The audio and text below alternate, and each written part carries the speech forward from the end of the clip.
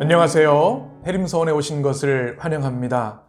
제임스 스미스 교수님의 습관이 영성이다 라는 책을 함께 나누고 있는데요. 오늘 두 번째 시간입니다. 제2장의 내용을 나눌 텐데 제목이 이렇게 되어 있습니다. 당신은 당신이 생각하는 바를 사랑하지 않을 수도 있다. 세속 예전 읽기라고 하는 주제로 되어 있습니다. 영어 원서에 보니까 이렇게 되어 있습니다. You might not love what you think. 부제는 Learning to read secular liturgies 이렇게 되어 있습니다. 이 제목이 가지고 있는 의미는 예수님께서 우리 그리스도인들에게, 제자들에게 주시는 질문의 근본적인 내용을 담고 있습니다. 당신이 정말 사랑하는 것은 무엇인가? 라고 하는 것. 그런데 그것이 여러분이 정말 사랑한다고 생각하지만 여러분이 그것을 정말로 사랑하지 않을 수도 있다고 하는 이야기이지요. 제임스 스미스 교수는 이 이야기를 풀어가면서 영화 잠입자라고 하는 내용을 소개합니다. 러시아의 유명한 감독인 안드레이 타르코프스키 감독의 영화인데요. 영화 제목으로는 스토커라고 되어 있습니다. 잠입자라는 뜻입니다. 이 책에는 3명이 등장합니다. 교수와 작가, 그리고 주인공인 잠입자입니다. SF 성격을 가진 이 책은 지구 멸망 후에 아주 암울한 상황을 보여주고 있는데, 디스토피아의 상황 속에서 사람들을 그들이 원하는 꿈의 세계로 이끌어주는 잠입자의 이야기를 말하고 있습니다. 잠입자는 모든 사람의 꿈을 이뤄줄 수 있는 한 구역의 방으로 교수와 작가를 데리고 갑니다. 그리고 이렇게 이야기합니다. 이 방에 들어가면 당신들이 정말 원하는 것을 다 이룰 수 있습니다. 그랬더니 교수와 작가는 순간 당황하고 멈칫하게 됩니다. 이런 생각이 들었기 때문입니다. 내가 정말 원하는 것이 무엇이지? 때로는 우리가 정말로 좋아한다고 생각했지만, 원한다고 생각했지만 우리가 그것을 사랑하지 않을 수도 있다고 하는 철학적인 질문을 주는 대사이고 또한 영화입니다. 저자는 작가 제프 다이어의 말을 인용해서 이 영화의 주제에 대해서 이렇게 이야기합니다. 흥미롭게도 다이어는 여기서 우리가 논하는 주제와 연관된 중요한 통찰을 제시한다. 당신이 마음속 가장 깊이 간직한 욕망은 당신의 일상과 습관에서 드러나는 욕망이다. 이는 우리의 행동이 우리의 사랑에서 흘러나오며, 앞에서 살펴보았듯이 우리의 사랑은 우리가 몰입하고 있는 실천을 통해 습득된 습관이기 때문이다. 이것은 나의 사랑과 욕망의 형성이 의식의 이면에서 일어날 수 있다는 뜻이다. 제임스 스미스 교수님은 영화 잠입자의 이야기처럼 우리는 정말 우리가 원하고 바라는 것을 모를 수도 있다고 지적하면서 그 욕망을 드러내는 것은 우리 삶의 습관들을 통해서 볼 수 있다고 이야기하고 있는 것입니다. 그것이 좋은 습관이든 또는 파괴적인 습관이든 우리의 가장 깊은 곳에 있는 욕망을 투영하고 있는 형태가 된다는 것이죠. 작가와 교수가 그 방에 들어가기를 주저했던 이유는 그들이 정말 원하는 것이 때로는 추하고 파괴적일 수도 있었기 때문에 두려워했던 것이기 때문입니다. 그렇기 때문에 습관을 점검해야 한다 하는 이야기입니다. 습관이 중요한 이유는 우리가 무의식적으로 살아하는 것들, 욕망하는 것들이 습관에 그대로 드러나기 때문입니다. 이것에 대해서 저명한 심리학자인 버지니아 대학의 티모스 윌슨은 적응 무의식이라고 이것을 설명합니다. Adaptive Unconsciousness라고 이야기하는데요. 이것은 좀 어려운 단어이긴 한데 이런 뜻을 가지고 있습니다. 비의식적이고 또 자동적인 작용에 압도적인 영향력을 말하는 것입니다. 티모스 윌슨은 이 적응 무의식을 이렇게 설명합니다. 윌슨은 우리가 하루에 하는 일의 약 5%만이 빙산의 일각 위에 있는 그 눈덩이, 즉 인간 의식으로 처리된 의식적, 의도적 선택의 결과라고 주장한다. 우리가 하는 나머지 행동과 행위는 습득되었지만 이제는 세상을 헤쳐나가는 온갖 무의식적 방식으로 수면 아래에서 관리된다. 심리학자들은 이러한 습득된 무의식적 습관을 자동성이라고 부른다. 적응 무의식을 좀 쉽게 설명하면 우리도 모르는 사이에 무의식적으로 자동적으로 하게 되는 행위를 말합니다. 운전이 그렇습니다. 우리가 운전을 처음 배울 때는 깜빡이를 켜고 엑셀레이터를 밟고 또 방향을 틀고 이런 것을 다 의식적으로 하지만 익숙해지면 우리도 모르는 사이에 자연스럽게 운전을 하지요. 피아노 치는 것도 마찬가지고 자전거 타는 것도 마찬가지입니다. 이것이 바로 적응 무의식인 것이죠. 우리도 모르게 우리가 원하는 것들이 습관화되어서 계속해서 반복하게 된다는 이야기입니다. 이것이 습관이 되는 것이고 그 습관에는 우리가 내면 깊이 원하는 것들을 반영하게 된다는 것입니다. 이런 의미에서 여기서 예전이라고 하는 의미를 저자는 설명합니다. 우리 부제가 세속 예전 읽기라고 되어 있었는데 이 세상은 우리에게 이렇게 무의식적으로 자동적으로 많은 것들을 반복하게 하고 그로 인해 우리가 원하지 않는 습관을 형성하기도 한다는 사실을 지적하고 있는 것이죠. 저자는 이렇게 이야기합니다. 당신이 무엇을 사랑하는지에 관해서 어떤 의미가 있는지 생각해 보라. 사랑을, 욕망을 형성하는 실천을 예전이라고 생각한다면 이는 당신이 알지도 못하는 사이에 다른 신들을 예배하고 있을 수도 있다는 뜻이다. 이런 문화적 예전은 당신이 무심코 행하는 유래성 사건이 아니기 때문이다. 더 중요한 차원에서 이런 문화적 예전은 당신에게 무언가를 행하는 형성적 실천이며 무의식적이지만 효과적으로 당신의 마음이 시온의 노래가 아닌 바빌로니아의 노래를 향하게 만든다. 여기서 예전에 대한 분명한 이해가 필요한데요. 예전을 우리 그리스도인들은 많이 쓰지 않고 예배라는 말을 더 많이 씁니다. 그런데 예전은 예배를 행하는 모든 과정, 틀, 전체 내용을 예전이라고 이야기합니다. 우리가 주일날 예배를 드릴 때를 생각해 보시면 우리가 예배 드리기 위해서 마음을 정돈하고 성전으로 우리의 몸과 마음이 향합니다.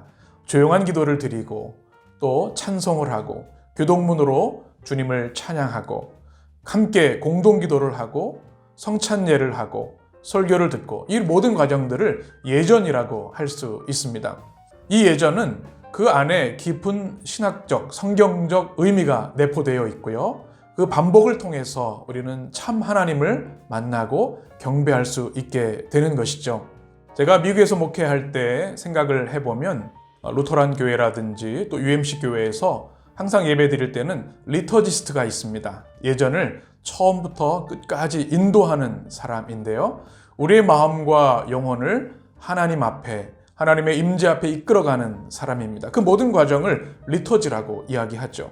그런데 저자는 이것이 교회에만 있는 것이 아니라 세상에도 있다고 하는 이야기를 하는 것이죠. 그것을 바로 세속 예전, secular liturgies 이렇게 이야기합니다.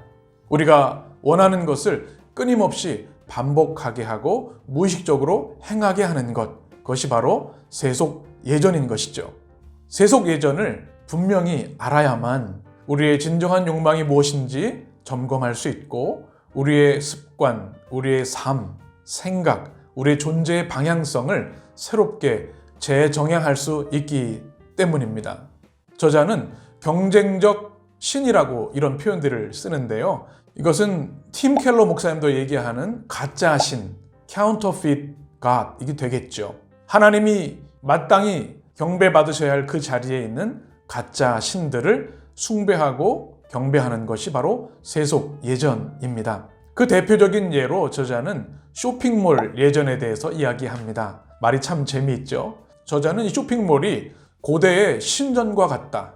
중세의 큰 성당과 같다. 이런 이야기를 합니다. 사람들이 그 쇼핑몰에 들어갈 때 그들이 원하는 욕망을 가지고 들어가는데요. 다양한 부스들을 통해서 이것을 사면 내가 행복할 거다, 만족할 거다라는 메시지를 전해주죠. 그래서 우리는 인생이 힘들 때 또는 마음이 적적할 때 우리도 모르게 쇼핑몰로 향하고 이런저런 소비를 통해 위로와 만족을 얻으려고 한다는 것입니다. 쇼핑몰도 하나의 예전의 형태이고 종교적 기능을 한다는 것이 저자의 분석입니다. 저자는 쇼핑몰 예전을 이렇게 이야기합니다. 쇼핑몰의 예전은 단순히 획득의 실천이 아니라 소비의 실천이기도 하다. 이 유사 구속은 덧없는 두 요소, 즉 지속 불가능한 체험이나 사건의 짜릿함과 새로운 것의 화려함에 기생한다. 수학 체감 법칙의 적용을 받는 이 둘은 모두 오래 지속되지 못한다. 금세 사라지기 때문에 늘 새로운 경험과 새로운 획득을 요구한다. 이 소비 예전은 우리를 끊임없는 욕망으로 이끌어가고 때로는 이 창조 세계를 파괴하는 힘도 발휘한다고 이야기합니다. 아무리 좋은 것, 새로운 것을 사도 만족함이 없지요. 우리가 스마트폰을 생각을 해도 한 1년 지나면 새로운 것 갖고 싶어 하는 것처럼 끊임없이 반복하며 소비함으로 만족함을 얻으려고 하는 것이 세속 예전인데요. 이것은 우리의 영혼을 때로는 파괴하고 하나님으로부터 멀어지게 한다고 하는 분석을 하고 있습니다. 저자는 쇼핑몰 예전에 굉장히 재미있는 표현을 하고 있는데요. 쇼핑몰에 가면 이런 메시지를 듣는다는 겁니다. 묻지도 따지지도 말고 소비하라. 그러면 만족할 것이다. 이것이 유사 구속의 행위라고 말합니다. 진정한 구원이 아니라 우리가 구원받는 것 같은 또 위로받는 것 같은 마음을 느끼게 하는 가짜 영성이라는 것이죠. 이렇게 세속 예전은 우리를 끊임없는 소비, 끊임없는 고민, 끊임없는 소유에 매이게 하는 우리를 고통스럽고 아프게 하는 습관과 마음을 가지게 한다는 것입니다. 그래서 그리스도인들은 특별히 그리스도인의 제자됨을 고민하는 성도들은 우리 세속 예전이 우리의 삶에 얼마나 깊이 뿌리 박혀 있는지를 보고 분석하고 깨달아야 한다고 말하고 있습니다. 이러한 세속 예전은 우리를 잘못된 욕망, 잘못된 습관으로 이끌어 가게 되는데요. 그로 인해서 우리가 하나님을 섬기지만 가짜 하나님, 세속의 가치와 소비를 겸하여 섬기는 우를 범하게 된다는 것입니다. 우리가 그리스도인이고 하나님을 사랑하고 거룩한 삶을 갈망하지만 우리도 모르게 세속 예전에 빠져서 세속 예전이 우리에게 요구하는 것을 하면서 반복적으로 살아가는 죄의 성향을 가지고 죄의 결과를 만들어내는 삶을 살 수 있음을 분명히 깨달아야 한다는 것입니다. 저자는 결론적으로 이렇게 말합니다. 죄는 악덕을 반영한다. 이를 극복하기 위해서는 단순한 지식 이상의 것, 곧 습관 바꾸기가 필요하다. 우리의 사랑을 재형성해야 한다. 삶에서 매일 반복되는 예전을 인식하는 것에서부터 시작해 볼 수 있다. 우리가 앞서 논의한 문화적 실천에 대한 종말론적 시각을 기르고 예전이라는 렌즈로 일상의 주기를 읽어내기 시작할 때 삶의 예전에 일종의 회개감사를 실시할 수도 있을 것이다. 이것을 로열라의 성 이그나티우스로부터 시작된 영적 실천인 매일 성찰, 그것의 확대판으로도 볼 수도 있다. 매일 성찰이란 삶에 주목하기 위한 실천이다. 하나님의 임재를 묵상하라. 감사하는 마음으로 하루를 돌아보라. 하나님 앞에서 당신의 감정에 대해 생각해보라. 그날 기억에 남는 한 가지 사건을 두고 기도하라. 그런 다음 의도적으로 내일을 내다보라. 우리도 모르게 형성된 나쁜 습관들, 세속적 예전의 영향력인데요. 이것을 우리가 바꾸기 위해서는 거룩한 예전, 성령의 예전이 우리에게 필요한 것입니다. 그래서 저자는 우리에게 매일의 성찰, 하나님 앞에 나아가 기도하고 묵상하고 공동체의 예배를 통해서 우리의 삶이 성령의 은혜와 성령의 권능으로 변화될 수 있도록 우리는 세속 예전에 대항해서 거룩한 예전, 성령의 예전에 힘써야 한다는 이야기입니다. 당신은 당신이 생각하는 것을 사랑하지 않을 수도 있다. 제2장의 제목처럼 우리가 정말 우리 마음속 깊은 곳에 사랑하는 것이 무엇인지, 때로는 그것이 우리가 정말 원하는 것이 아니라 세속 예전을 통해서 우리도 모르게 형성된 나쁜 습관은 아닌지 반드시 점검해 보아야 하겠습니다. 그렇게 해야만 우리가 바빌로니아의 노래가 아니라 시온의 노래를 하는 하나님의 거룩한 백성이 될 수 있기 때문입니다. 우리 성도들의 삶에 거룩한 예전, 성령의 예전, 아름답고 생명력 넘치는 복음의 삶의 습관들이 많이 형성되셔서 이 세상에 끌려가는 것이 아니라 주의 나라와 의와 평강의 삶을 살아가는 우리 모든 성도들이 되셨으면 좋겠습니다.